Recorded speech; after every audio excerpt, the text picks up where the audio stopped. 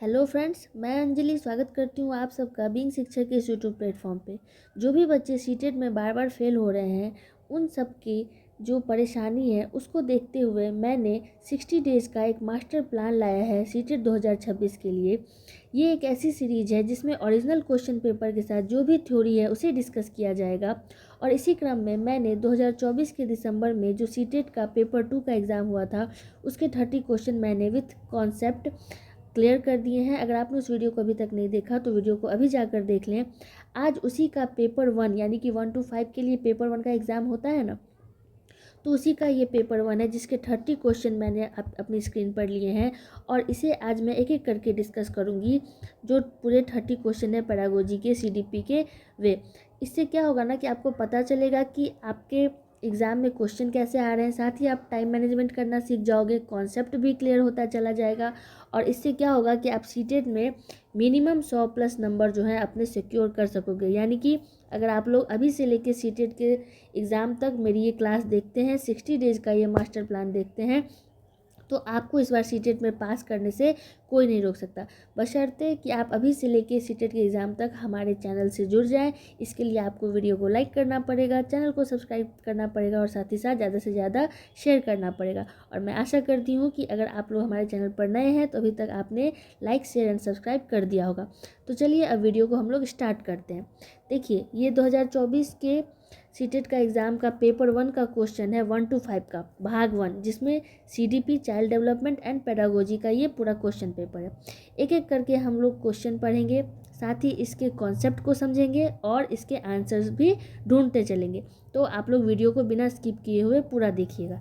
देखिए, पहला क्वेश्चन पूछ रहा है कि शिक्षिका को अपनी कक्षा के लड़कों को खेलों में भाग लेने के लिए प्रोत्साहित करना चाहिए व लड़कियों को कला अलंकरण के कार्य देने चाहिए। ये असर्शन एंड रीज़न यानी कि कथन एंड कारण वाला क्वेश्चन है ना, खूब पूछता है सीटेट में, क्योंकि इसी में बच्चे फंस जाते हैं। तो इसीलिए फंसाने के लिए क्या करता है, इसीलिए ना 15 लाख 17 लाख बच्चा फॉर्म भरता है और मात्र 20% 15% का रिजल्ट होता है। तो इसी टाइप के क्वेश्चन में फंसाया जाता है, जबकि मेरे हिसाब से ये बहुत ही ईजी क्वेश्चंस होते हैं, बस इसके भाषा को सेंस के माध्यम से समझना पड़ता है। तो चलिए आज हम लोग इसे भी सीखेंगे। तो क्वेश्चन कह रहा है कि शिक्षिका को अपनी कक्षा के लड़कों को खेलों में भाग लेने के लिए प्रोत्साहित करना चाहिए व लड़कियों को कला अलंकरण के कार्य देने चाहिए। बताइए, क्या ये बात सही है? लड़कियों को कला सिखाना है और लड़कों को खेल सिखाना है, यह तो लैंगिक रूढ़िवाद को बढ़ावा देगा, लैंगिक जो जेंडर रोल्स हैं उसको बढ़ावा देगा। जेंडर है ना, लिंग आधारित भेदभाव ये तो हो गया, तो ये ऑप्शन तो गलत हो गया। नेक्स्ट ऑप्शन है बच्चे मुख्य रूप से अंतर्निहित जैविक भिन्नताओं के कारण जेंडर भूमिकाएं ग्रहण करते हैं। ये ऑप्शन भी गलत है, क्योंकि लैंगिक भूमिकाएं सामाजिकरण से बनती है। किससे बनती है? लैंगिक भूमिकाएं जो है वो सामाजिकरण से बनती है, ना कि जैविक भिन्नताओं के कारण। तो ये ऑप्शन भी गलत और ये ऑप्शन भी गलत। तो इस क्वेश्चन का आंसर क्या होगा? ए और आर दोनों गलत है। क्या होंगे? ए और आर दोनों गलत है। आई होप कि आपको समझ में आ गया होगा। अब चलते हैं हम लोग नेक्स्ट क्वेश्चन पे। नेक्स्ट क्वेश्चन है हमारा, लेखन वैकल्य की विशेषता क्या है, यानी कि dysgraphia. Dysgraphia is characterized by. तो डिस्ग्राफिया का मतलब होता है, ग्राफिया देख रहे हैं आप लोग, ये ग्राफिया, ग्राफिया का मतलब होता है लिखना। अगर ऐसे नहीं याद हो रहा है तो आप लोग ऐसे याद कर लीजिए कि ग्राफिया का मतलब है लिखना। तो डिस्ग्राफिया का मतलब कि लिखने से संबंधित जो चुनौती आती है, कठिनाई आती है, उसे ही क्या बोलते हैं? डिस्ग्राफिया बोलते हैं। ठीक है। और जैसे रीडिंग फ्लुएंसी, मोटर डिले या बिहेवियरल पैटर्न, ये सभी क्या है? डिस्ग्राफिया से संबंधित नहीं है। ओनली डिस्ग्राफिया, ग्राफिया है और डिस लग गया यहाँ पे, तो लिखने से जो कठिनाई होती है उसे को क्या बोलते हैं? डिस्ग्राफिया बोलते हैं, यानी लिखित कार्य में चुनौती। नेक्स्ट क्वेश्चन है हमारा कि शिक्षकों को ध्यान न्यूनता अतिक्रियाशीलता विकास से जूझ रहे छात्रों की आवश्यकताओं का ध्यान रखते समय डैश से बचना चाहिए। किससे बचना चाहिए, यानी निगेटिव इसमें क्या है वो पूछ रहा है आपसे। तो पाठ्यक्रम सामग्री और निर्देशों में लचीलापन होना ही चाहिए। ये जो ADHD, A for attention, D for deficit, H for hyper activity and D for disorder. यानी कि ये जो ADHD वाले बच्चे होते हैं ना, इनका ध्यान पहले से ही कम होता है, इसलिए ऐसी गतिविधियों से बचने के लिए उनमें और डिस्ट्रैक्शन पैदा ना हो, इसीलिए क्या करना चाहिए, विकर्षण और शोर को ज़्यादा नहीं करना चाहिए। मतलब कार्य को छोटे आसानी से प्रबंधनीय भागों में बिल्कुल तोड़ दें, पाठ्यक्रम सामग्री को लचीलापन कर दें, बहुत संवेदी सामग्री का उपयोग भी बिल्कुल करें, लेकिन ज़्यादा शोर शराबा उनके सामने न करें, क्योंकि वो ऑलरेडी उनमें ध्यान को कंसंट्रेट करने की क्षमता अधिक नहीं है। इसीलिए ADHD वाले जो बच्चे हैं उनके सामने में विकर्षण और शोर नहीं करना चाहिए। आई होप कि आपको ये क्वेश्चन भी समझ में आ गया होगा। हम लोग जल्दी जल्दी पढ़ते हैं क्योंकि पूरे 30 क्वेश्चंस हम लोगों को क्लियर करने हैं। चलिए देखिए, नेक्स्ट क्वेश्चन है कि विद्यालय में खेलने के समय ऋषभ, एक 7 वर्षीय लड़के ने खेलने के लिए गुड़िया उठाई, ठीक है। उसके कुछ साथियों ने उसकी इस पसंद के खिलौने के लिए उसका मजाक उड़ाया। एक शिक्षक जो अपने विद्यार्थियों में लैंगिक भूमिका के संदर्भ में लचीलापन विकसित करना चाहता है को इस स्थिति में निम्नलिखित में से कौन सी प्रतिक्रिया देनी चाहिए।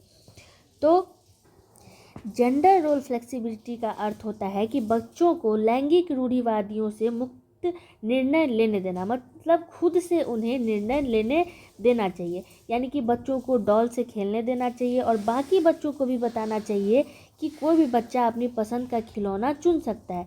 इसीलिए इस क्वेश्चन का आंसर जो होगा ये हो सकता है, इस क्वेश्चन का आंसर कि ऋषभ को कहना चाहिए, एक सेकेंड मैं इसके ऑप्शन ज़रा देख लूँ। हाँ, ऋषभ को गुड़िया के साथ खेलने देना चाहिए और दूसरे बच्चों को कहना चाहिए कि वे भी अपनी पसंद का कोई खिलौना चुन सकते हैं। इससे क्या होगा ना, इससे लैंगिक समानता में बढ़ावा मिलेगा। किसमें?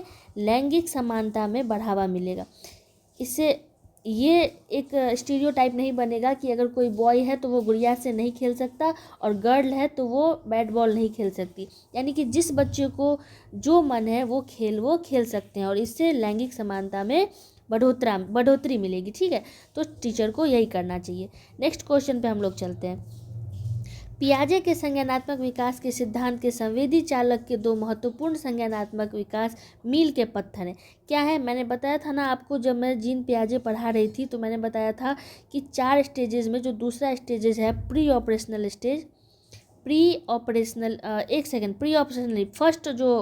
फर्स्ट जो उनका स्टेज है सेंसरी मोटर स्टेज। क्या है? Sensory motor stage. Sensory motor stage में बच्चे में ऑब्जेक्ट परमानेंस और डेफर्ड इमिटेशन की भावना जागृत हो जाती है, यानी वस्तु स्थायित्व और स्थगित अनुसरण की भावना उनमें जागृत हो जाती है। इस लेवल का उनका संज्ञानात्मक विकास हो जाता है कि कोई चीज़ अगर वो देखते हैं तो उसका इमेज जो है उनके दिमाग में छप जाता है, ठीक है। तो ये है सेंसरी मोटर स्टेज का। अब बाकी दूसरा है प्री ऑपरेशनल स्टेज, जो 2 से 7 साल के बच्चों के लिए होता है। तीसरा है कॉन्क्रीट ऑपरेशनल स्टेज, जो 7 से 11 साल तक के बच्चों के लिए होता है। और एक होता है फॉर्मल ऑपरेशनल स्टेज, और ये 11 साल या 11 साल से अधिक के उम्र के बच्चों के लिए है। सेंसरी मोटर स्टेज 0 से 2 ईयर के जो बच्चे हैं उनके लिए होता है। आई होप कि आपको समझ में आ गया होगा। नेक्स्ट क्वेश्चन पे हम लोग चलते हैं। नेक्स्ट क्वेश्चन है कि 5 से 6 वर्ष से कम उम्र के बच्चों को ठीक से और रेखाओं के भीतर लिखने के लिए दबाव नहीं डालना चाहिए। बिल्कुल सही बात है, नहीं डालना चाहिए। बच्चे 5-6 साल के बाद गतिक कौशल का बेहतर नियंत्रण प्राप्त करते हैं। ये भी सही बात है कि जो 5 से 6 साल के उम्र के कम बच्चे हैं उनमें उनको पेंसिल पकड़ने में कठिनाई आती है और वो रेखाओं के भीतर और ठीक से नहीं लिख पाते। और इसका रीज़न ये है कि 5-6 साल के बाद उनमें गतिक कौशल जो है, यानी कि फाइन मोटर स्किल जो है, उनमें वृद्धि हो जाता है। इसीलिए ये दोनों ऑप्शन क्या होंगे? सही होंगे। तो इसका आंसर क्या होगा? ए और आर दोनों सही है, और ए जो है वो आर जो है ए की सही व्याख्या भी करता है। तो इस क्वेश्चन का आंसर होगा ऑप्शन नंबर 2। चलिए नेक्स्ट क्वेश्चन पे चलते हैं। फटाफट हम लोग 30 क्वेश्चन को निपटाना है हमें, ठीक है। और जो मैं कॉन्सेप्ट बता रही हूँ वो भी आप नोट करते चलिएगा, बहुत फ़ायदा आने वाला है। बस वीडियो को स्किप मत कीजिएगा और अभी से सीटेट के एग्ज़ाम तक हमारे साथ आप जुड़े रहें। इस बार आपको सीटेट पास करने से कोई नहीं रोक सकता। चलिए नेक्स्ट क्वेश्चन है, बच्चे इस दुनिया में आनुवांशिक कोड के साथ आते हैं जो उनकी नियति तय करती है। क्या ये सही है? तो ये ऑप्शन क्या है? बिल्कुल गलत है। क्या है? बिल्कुल गलत है, क्योंकि बच्चे जो है आनुवांशिक कोड के साथ नहीं आते, ठीक है। नेक्स्ट ऑप्शन है कि उस सामाजिक सांस्कृतिक संदर्भ से बहुत प्रभावित होते हैं जिसमें वे बड़े होते हैं। ये बिल्कुल करेक्ट बात है, क्योंकि वाइगोत्स्की ने इसी की बात की थी कि बच्चा न पूरी तरह ब्लैंक स्लेट होता है, न पूरी तरह जीन से फिक्स्ड होता है। वह अपने परिवार, संस्कृति, समाज, भाषा, परंपरा, विश्वासों से सबसे अधिक प्रभावित होता है और इसी से वे अपना कॉग्निटिव डेवलपमेंट करता है, यानी कि संज्ञानात्मक विकास करता है। तो ये वाइगोत्स्की ने इसकी पुष्टि की थी, इस कथन की पुष्टि वाइगोत्स्की ने की है। तो इस क्वेश्चन का आंसर होगा ऑप्शन नंबर 2। नेक्स्ट क्वेश्चन है कि एक समावेशी कक्षा में छात्रों की आवश्यकताओं को पूरा करने के लिए शिक्षकों को बहुसंवेदी सामग्री का उपयोग करना चाहिए। ये तो बिल्कुल सही बात है ना, एक समावेशी कक्षा में डिफरेंट टाइप के टूल्स होने चाहिए बच्चों को सिखाने के लिए, ये सही बात है। नेक्स्ट ऑप्शन है समावेशी कक्षाओं को पाठ्यचर्या सामग्री के मानकीकरण के साथ साथ मूल्यांकन के रणनीतियों के मानकीकरण को अपनाना चाहिए। मैंने आपको बोला था ना कि कुछ ऐसे निगेटिव टर्म होते हैं जो ऑप्शन में दिखे ना तभी उस ऑप्शन को काट दो। जैसे यहाँ पे हिंदी में अगर आपको ना समझ में आया होगा तो यहाँ पे देखिए इंग्लिश में स्टैंडर्डाइजेशन दिया हुआ है, ये टर्म ही गलत है, यानी कि ये टर्म वाला आप जहाँ पे देख लो जिस ऑप्शन में, तो वो ऑप्शन काट दो। तो ये ऑप्शन गलत है, ये ऑप्शन बिल्कुल सही है। तो ए सही है और आर क्या है, गलत है। किस ऑप्शन में है, ए सही है आर गलत है, ये ऑप्शन नंबर 4। चलिए नेक्स्ट क्वेश्चन पे चलते हैं। रचनावादी दृष्टिकोण से रचनावादी जो दृष्टिकोण है उसके अकॉर्डिंग क्या होना चाहिए। सबसे पहले तो रचनावादी दृष्टिकोण के जो वैज्ञानिक थे वो कौन कौन थे। एक तो थे जीन पियाजे, ये रचनावादी थे ना, जीन पियाजे, और दूसरे कौन थे, वाइगोत्स्की। दूसरे कौन थे, वाइगोत्स्की। तो इनके अनुसार बच्चा क्या करता है, खुद ज्ञान बनाता है। नई लर्निंग जो है, नई अधिगम उससे पहले की अंडरस्टैंडिंग को ट्रांसफॉर्म करती है। मतलब बच्चा जो पहले से जानता है उसे अब जो उसने वर्तमान में सीखा उससे अटैच करके एक नया ज्ञान वो अर्जित कर लेता है और अपना संज्ञानात्मक विकास कर लेता है। और बच्चे जो हैं वो एक्टिवली मीनिंग भी बनाते हैं, जो भी नई चीज़ें उसने सीखी उसे अब उसका अर्थ भी समझ में आने लगा है। तो जीन पियाजे और वाइगोत्स्की ने इसी की पुष्टि की थी और उनके अनुसार इस क्वेश्चन का आंसर क्या होगा, सीखना वर्तमान समझ का विस्तार और परिवर्तन है। यानी कि अभी का जो उसका समझ है उसका विस्तार और उसी में जो नया ज्ञान उसने सीखा उसमें परिवर्तन करके एक नई चीज़ें उसने सीख ली। तो यही कंस्ट्रक्टिविस्ट का थ्योरी कहता है। ठीक है, चलिए नेक्स्ट क्वेश्चन पे चलते हैं। गति संवेदी शिक्षार्थी यानी कि kinesthetic learners prefer to learn through dash. गति संवेदी शिक्षार्थी डैश के माध्यम से सीखना पसंद करते हैं। तो जो गतिशील यानी कि एक्टिव स्टूडेंट है ना, वो हमेशा करने और चलने फिरने के द्वारा नई नई चीज़ें सीखते रहते हैं। यानी कि डूइंग एंड मूविंग के माध्यम से वो नई नई चीज़ें सीखते रहते हैं। चलिए नेक्स्ट क्वेश्चन पे हम लोग चलते हैं। जीन पियाजे के अनुसार एक बच्चा जो सरल गणितीय उत्क्रमण जैसे 4 + 5 = 9 तो 9 - 5 = 4 के पीछे के तर्क को समझने में असमर्थ है, इसका कारण क्या है। तो देखिए जीन पियाजे ने जो अपने 4 स्टेज दिए थे उसमें उन्होंने प्री ऑपरेशनल स्टेज में ये तो बता दिया कि बच्चा 9 - 5 = 4 होता है, लेकिन 4 + 5 = 9 होता है। ये करने में उसे कठिनाई आती है क्योंकि उसका संज्ञानात्मक विकास उस स्तर तक नहीं हुआ है। तो इस क्वेश्चन का आंसर जो है, तो जीन पियाजे का जो कॉन्क्रीट ऑपरेशनल स्टेज है 3rd, जिसमें 7 से 11 साल तक के बच्चे को जीन पियाजे ने रखा है, उसमें बच्चे इस तरह का जो थिंकिंग है उनका डेवलपमेंट है। मतलब कि 4 + 5 = 9 होता है, लेकिन 9 - 5 = 4 होता है। इस तरह का जो लॉजिकल थिंकिंग है वो बच्चे कॉन्क्रीट ऑपरेशनल स्टेज में सीखते हैं और अभी ये नहीं सीख रहे हैं, मतलब इसका ज्ञान उन्हें नहीं है। ये है प्री ऑपरेशनल स्टेज का और इसका उन्होंने एक टर्म दिया है, उस टर्म का नाम है इररिवर्सिबिलिटी। यानी कि वो बच्चा उल्टा नहीं कर पा रहा, सीधी सीधी चीज़ें तो कर रहा है। 4 + 5 = 9, लेकिन 9 - 5 = 4, इसमें बच्चे को तकलीफ आ रही है। इसका मतलब बच्चा अभी प्री ऑपरेशनल स्टेज में है और वो अपरिवर्तनीयता का नियम अभी नहीं जान रहा है। ठीक है, चलिए नेक्स्ट क्वेश्चन पे चलते हैं।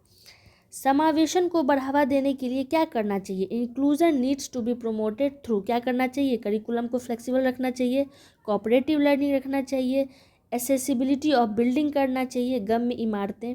अगर अच्छा बिल्डिंग नहीं रहेगा तो बच्चे सीखेंगे कैसे, तो गम्य इमारतें भी होना चाहिए। लेकिन बच्चे को कभी भी सिग्रेशन एंड लेबल नहीं करना चाहिए, पृथक्करण और नामीकरण की जो प्रवृत्ति है वो बच्चे में नहीं लाना चाहिए। यानी इस क्वेश्चन का आंसर क्या होगा, ए होगा, बी होगा और डी होगा, यानी 1 2 4 किस ऑप्शन में है? 1 2 4 ऑप्शन नंबर 3 में है। तो इस क्वेश्चन का आंसर क्या होगा? 1 2 4। 3 जो है इस क्वेश्चन का आंसर नहीं होगा। चलिए नेक्स्ट क्वेश्चन पे चलते हैं।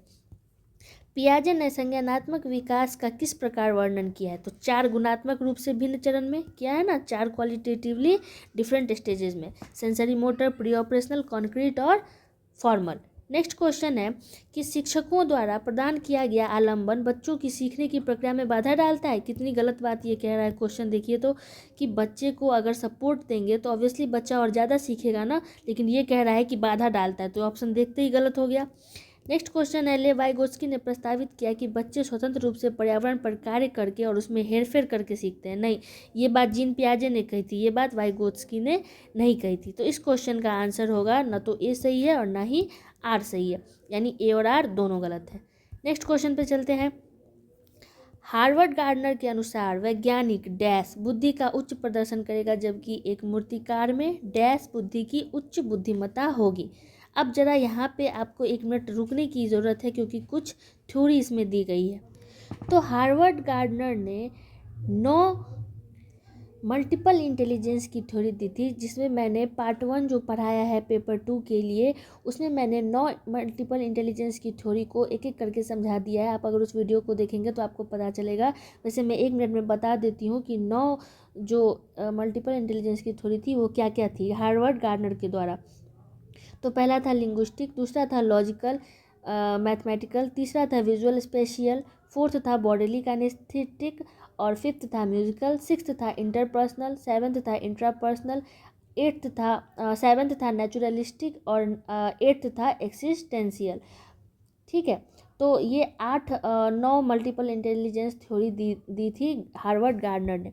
तो उनके अनुसार जो वैज्ञानिक है वो हमेशा तार्किक गणितीय रूप से सोचेंगे, जबकि एक मूर्तिकार जो है वो गति संवेदी यानी कि हाथों का कौशल, फाइन मोटर स्किल, इस तरह का प्रदर्शन करेगा अपनी बुद्धि में। तो इस क्वेश्चन का आंसर क्या होगा? Option number 2।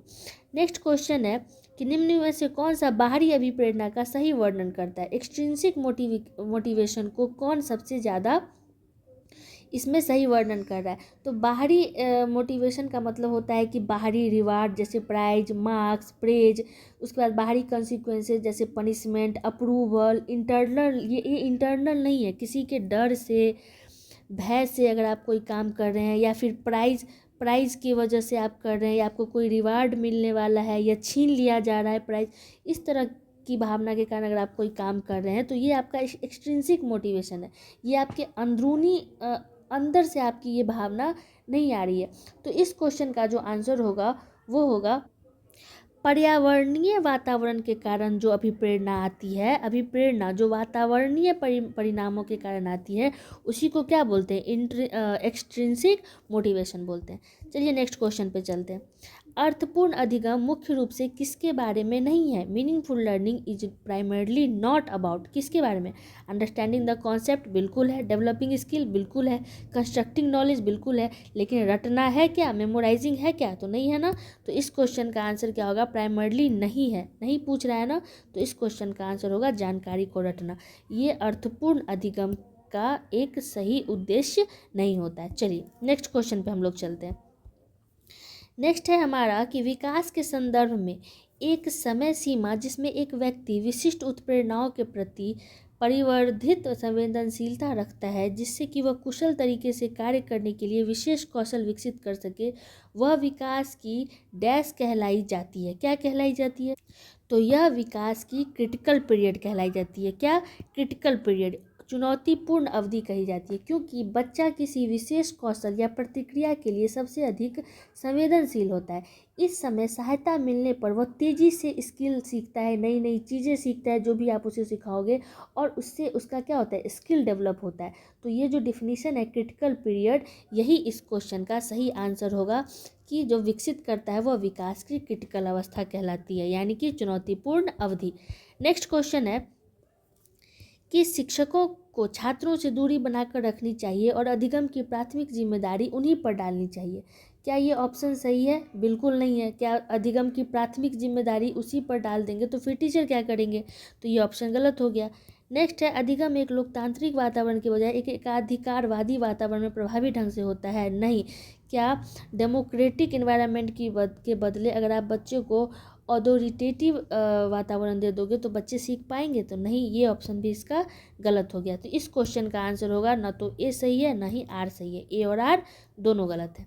चलिए नेक्स्ट क्वेश्चन है 20 नंबर क्वेश्चन पे हम लोग आ गए हैं। अगर आप लोगों को सेशन पसंद आ रहा हो तो वीडियो को लाइक शेयर एंड सब्सक्राइब ज़्यादा से ज़्यादा कीजिए, ताकि इससे आप ही को फ़ायदा होने वाला है और जो भी बच्चे सीटेट में फेल कर रहे हैं उनका सपना भी इस बार साकार हो सीटेट पास करने का।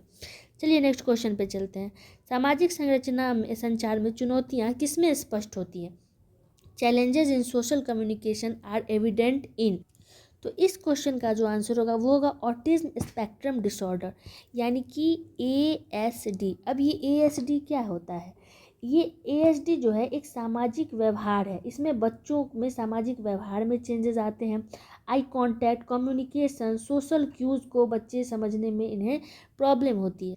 यानी कि सामाजिक व्यवहार, ये सब लिखते चलिएगा आप लोग भी, आप लोगों को बहुत काम आएगा। ये सभी नोट्स हैं और ये सारे पॉइंट्स हैं, इसी सब से एग्जाम में पूछता है क्वेश्चन। और पूछेगा कहाँ से? CDP में यही सब चीज़ें तो पूछती है। CDP में जो भी एग्जामिनर होते हैं इसी तरह के क्वेश्चन जो है वो सेट करते हैं। ये आपके सामने ओरिजिनल क्वेश्चन पेपर है, ये कहीं से बनाया नहीं गया है या ना मैंने खुद बनाया है, ये आपका ओरिजिनल क्वेश्चन पेपर है।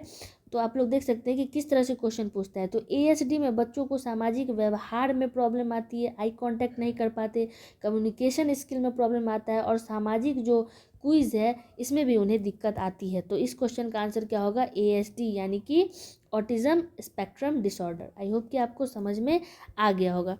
नेक्स्ट क्वेश्चन है कि निम्नलिखित में से कौन सा कथन विकास के समीप दूराभिमुख सिद्धांत का प्रतिनिधित्व करता है? यानी कि proximo distal principle of development क्या होता है?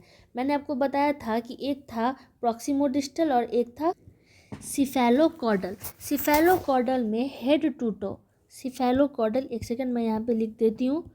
सिफेलोकॉर्डल, जो सिफेलोकॉर्डल था ना डेवलपमेंट, उसमें हेड टू टो यानी कि हेड टू टो पे डेवलपमेंट होता था, सर से लेके पाँव तक इस तरह से डेवलपमेंट होता था। मान लीजिए ये एक बच्चा है तो इस तरह से उसका डेवलपमेंट होता था। जबकि प्रॉक्सिमो डिस्टल में कि मान लीजिए ये एक बच्चा है तो उसका अंदर जैसे ये है ना, इसके सेंटर से फार यानी कि इंट्रिंसिक कह सकते हैं, इंट्रिंसिक टू फार, इस तरह से बच्चे का डेवलपमेंट होता है प्रॉक्सिमो डिस्टल में। अब देखिए क्वेश्चन आपका पूछ रहा है कि इनमें से कौन सा स्टेटमेंट जो है वो प्रॉक्सिमो डिस्टल डेवलपमेंट को वर्णित करता है अच्छे से। तो आप इस क्वेश्चन के इस ऑप्शन को देखिए कि मोतियों को धागों में पिरोने से पहले बच्चे गेंद को पकड़ने की क्षमता विकसित करते हैं। अगर बच्चे सिफेलोकॉर्डल में पहले हाथ पैर का विकास हो जाता है उनका, तब ना वो मोती में धागा को पिरोएगा। ये एक फाइन मोटर स्किल है। क्या है फाइन मोटर स्किल? मतलब इसके लिए जो मानसिक स्थिति है वो एकदम शांत होनी चाहिए, पूरा डेवलपमेंट हो जाना चाहिए बच्चे का। यानी कि प्रॉक्सिमो डिस्टल डेवलपमेंट में केंद्र से बाहर की ओर विकास होता है। इसके अनुसार ना पहले चाइल्ड बड़ी मांसपेशियों वाला कार्य सीखता है, जैसे गेंद पकड़ना है ना, कैच पकड़ना, इस तरह के जो काम होते हैं वो बच्चे पहले करते हैं। बाद में फाइन मोटर स्किल जैसे धागे में मोती पिरोना, धागे में है ना सुई में धागे को पिरोना, इस तरह की जो फाइन मोटर स्किल है वो बच्चे प्रॉक्सिमो डिस्टल डेवलपमेंट के बाद करते हैं। तो इस क्वेश्चन का आंसर होगा ऑप्शन नंबर 2। नेक्स्ट क्वेश्चन है कि अच्छे समस्या समाधानकर्ता बनने में विद्यार्थियों की सहायता करने के लिए एक शिक्षक को निम्नलिखित में से किस पर बल देना चाहिए? तो क्या करना चाहिए बच्चे को? टीचर को स्टूडेंट की इस तरह से हेल्प करने के लिए उन्हें क्या करना चाहिए? तो ऑब्वियस बात है ना कि बड़ी और जटिल समस्याओं को छोटी छोटी प्रबंधनीय समस्याओं में विभाजित कर दें। अगर बहुत बड़ी समस्या उसको छोटे छोटे पॉइंट्स बनाकर टुकड़ों में तोड़ दे तो बच्चे इजीली उन कॉम्प्लेक्स प्रॉब्लम्स को इजीली बच्चे सॉल्व कर सकते हैं, मैनेजेबल बना सकते हैं। तो इस क्वेश्चन का आंसर होगा ऑप्शन नंबर 2। नेक्स्ट क्वेश्चन है कि प्रभावी शिक्षक खुद को शिक्षार्थियों के दैनिक जीवन और उनकी सामाजिक सांस्कृतिक पृष्ठभूमि से परिचित कराते हैं। ये बिल्कुल क्या है, सही बात है ना, बिल्कुल सही बात है कि हाँ एक टीचर जो है वो अपने दैनिक जीवन और सामाजिक सांस्कृतिक पृष्ठभूमि से बच्चों को क्या करवाते हैं, अवगत करवाते हैं। और सीखना क्या है, एक सामाजिक संदर्भ में होता है। ऑब्वियस बात है learning takes place in a social context, Vygotsky के अनुसार। तो ये दोनों ऑप्शन सही है, यानी ए और आर दोनों सही है, और ए आर जो है वो एक ही सही व्याख्या भी करता है।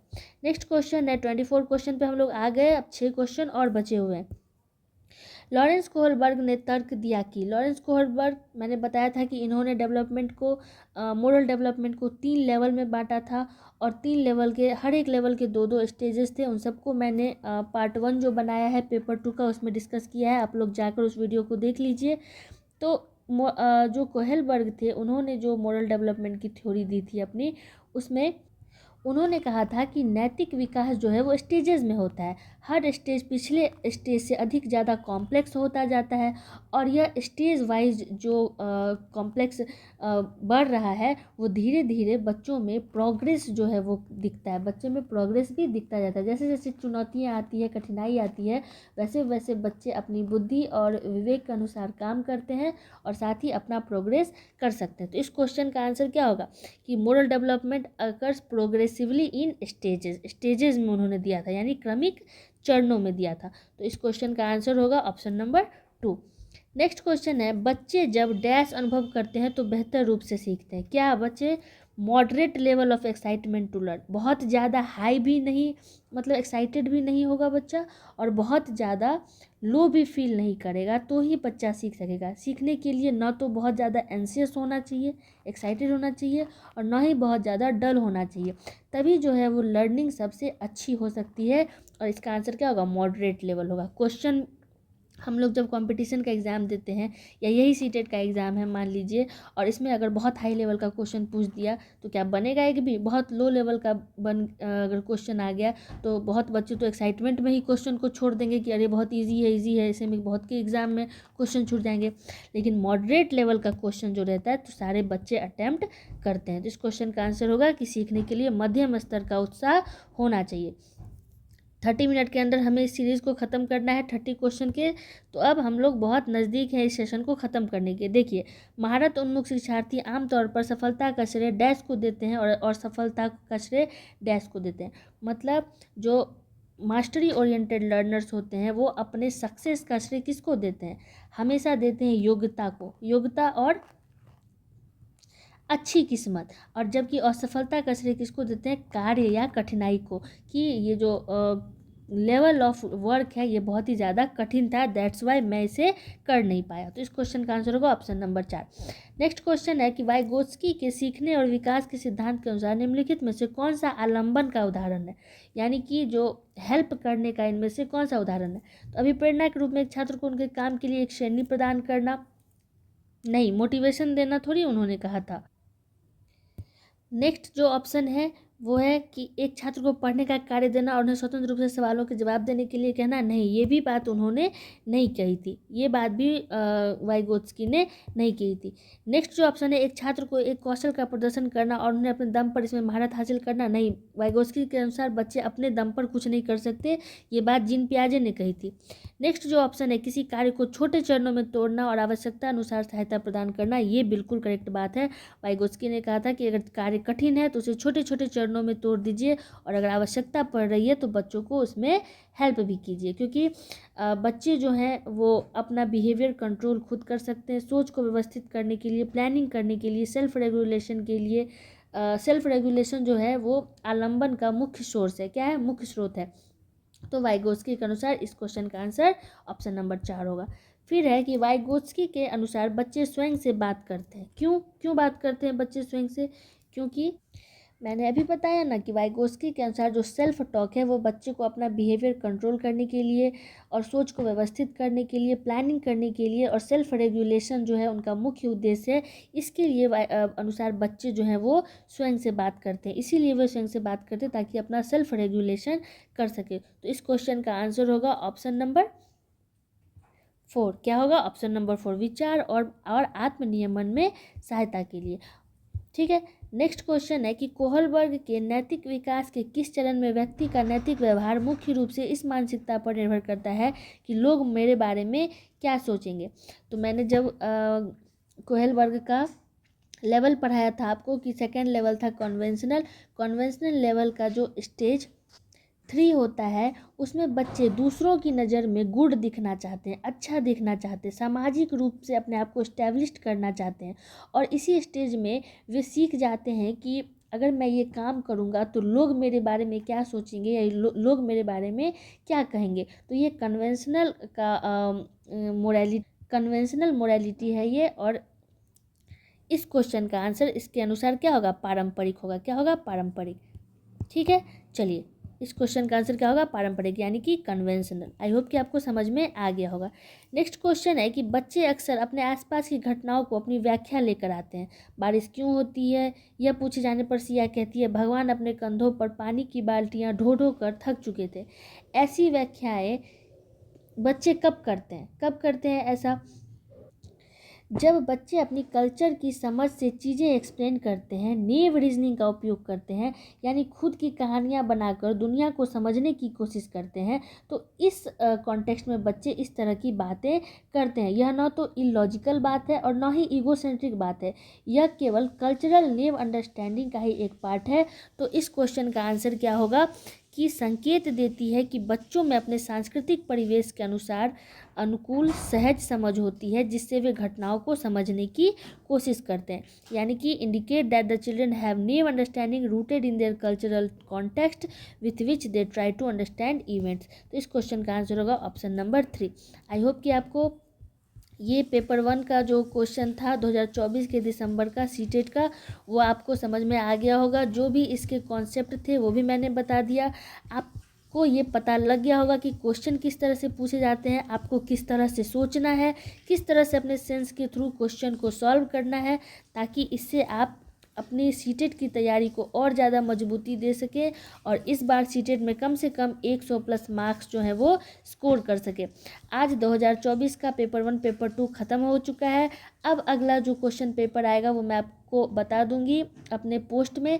आप लोग जुड़े रहें हमारे साथ। अगर सेशन पसंद आया हो तो वीडियो को लाइक करें, चैनल को सब्सक्राइब करें, साथ ही साथ खूब ज़्यादा शेयर करें, ताकि आगे आने वाली सीटेट का जो ओरिजिनल क्वेश्चन पेपर है विथ एक्सप्लेनेशन, उसकी नोटिफिकेशन सबसे पहले आप तक पहुँचे। जय हिंद।